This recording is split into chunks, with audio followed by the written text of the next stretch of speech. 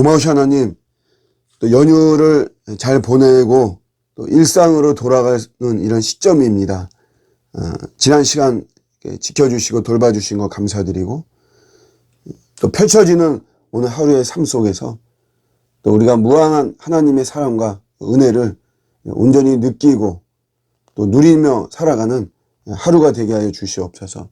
저희들도 주님 앞에 한결같고 또 꾸준한 이런 모습으로 설 수 있도록 도와주시고, 언제나 주님의 뜻과 말씀과 또 주님의 선하신 마음에 합한 모습으로 살아가는 지혜롭고 또 믿음의 신실한 이런 주님의 자녀가 되도록 이끌어 주시옵소서.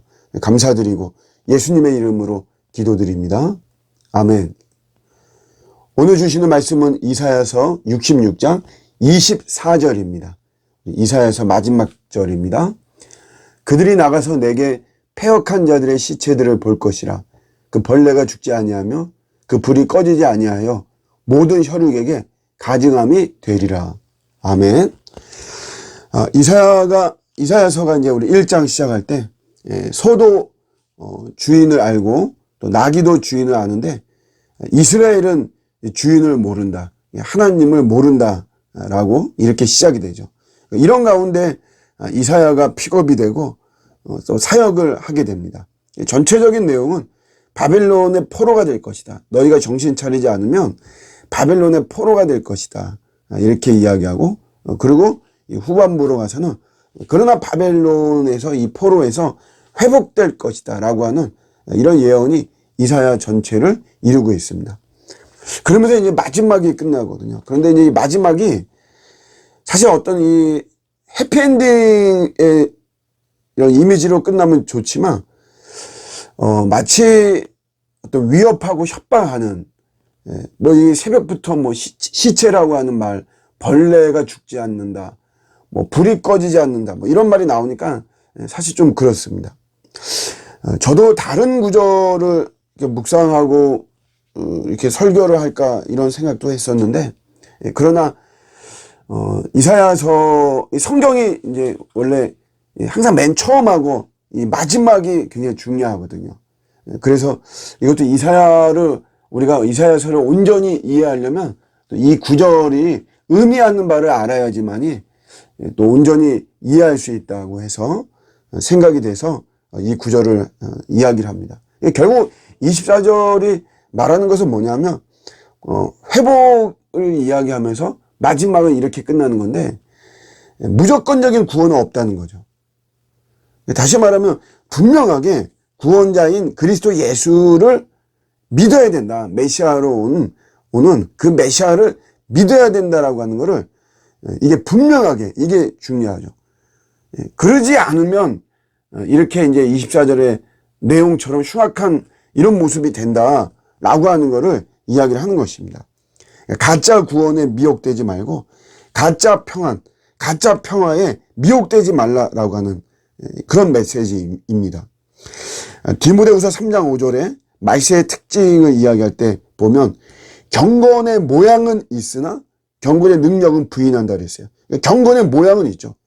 겉으로는 사랑을 이야기하고 예수님 이야기하고 구원과 십자가와 보혈과 뭐 제자도와 희생과 이런 거 다 이야기를 하지만 실상 안에 들어가 보면 그것은 진짜를 말하는 것이 아니라는 거죠.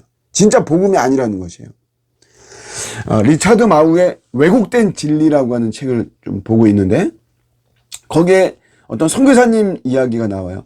네덜란드 령의 뉴기니 성이라고 하는 뉴기니 요 섬이 있는데, 여기에 사위족이라고 하는 이 부족이 있어요. 근데 이들은 서로 간의 이 부족과 부족 간의 평화를 위해서 어떻게 하냐면 경쟁 부족 간 그 남자 아이를 교환을 합니다. 그러니까 선발된 남자 아이예요. 아주 건강한 이런 아이. 그래서 서로 교환을 해서 이 아이가 살아있는 동안은 이게 마치 휴전하는 거나 마찬가지예요. 전쟁하지 않습니다. 서로를 침범하고 뭐 무력을 쓰고 이런 걸 안 한다는 거죠. 그러니까 그 아이가 살아 있어야만 돼요. 이 아이가 죽으면 안 됩니다. 뭐 병으로나 사고로나 죽을 수도 있잖아요.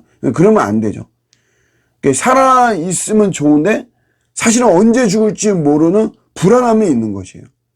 그러니까 아이를 맞바꿔서 얻은 평화인 것이고, 이런 평화는 사실은 불안한 평화인 것이죠. 참된 평화가 아니에요. 온전한 평화가 아닌 것입니다. 여러분, 우리가 분명하게 구원자 그리스도 예수, 이거에 의한 평화가 아니면 다 이런 선교사님 이 사위족의 이야기처럼 참된 평화나 온전한 평화가 아닌 것입니다. 왜곡이라는 것 자체가 사실 그 속에 진실이 담겨져 있다는 의미죠. 그러니까 진실을 완전히 무시하는 건 아니에요. 진실을 말하죠. 왜곡이. 근데 쫓아가면 다른 것입니다. 이단처럼 다른 것이에요. 사탄의 수작 중에 하나가, 사탄은 언제나 거짓말만 하지는 않는다 이거죠. 맞습니다, 여러분. 100% 거짓말만 하고 막 그런 것은 아니에요.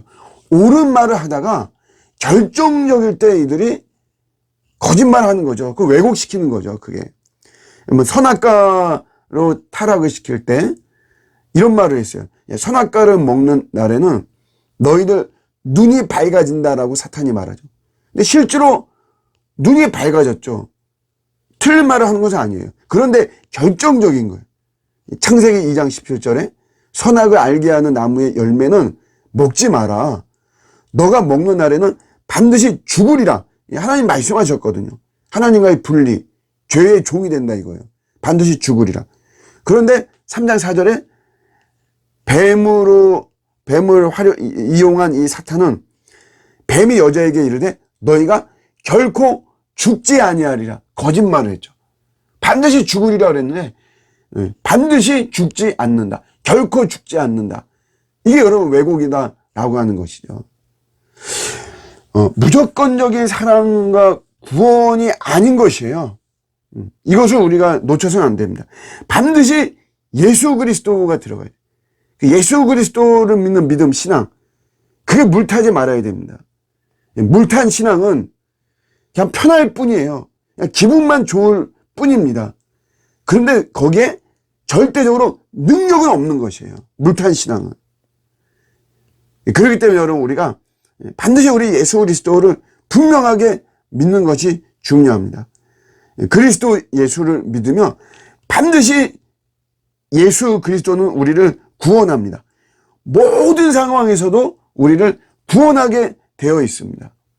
그렇기 때문에 오늘도 여러분, 이 말씀을 우리가 어떤 위협하거나 협박하거나 이런 말씀으로 받을 것이 아니고, 무조건적인 구원이 아니고 분명하게 구원자인 메시아 그리스도 예수를 믿어야만 된다. 그럴 때 온전하고 완전한 회복은 반드시 임한다. 이런 메시지 붙잡고 우리의 시선과 우리의 마음과 우리의 언행과 모든 것이 그리스도를 계속해서 바라보고 믿고, 그리고 그런 속에서 우리 주님은 큰 구원, 작은 구원, 우리 일상의 구원, 영생의 구원, 모든 구원을 반드시 이루어 주십니다. 이런 주님이, 이런 예수님이 우리의 그리스도가 되심이 우리에게는 무한한 영광이고 기쁨인 것이죠. 오늘도 예수님을 통한 우리의 삶의 모든 구원이 활발하게 일어나는 저와 여러분의 복되는 하루가 되시기를 주님의 이름으로 축복합니다. 아멘.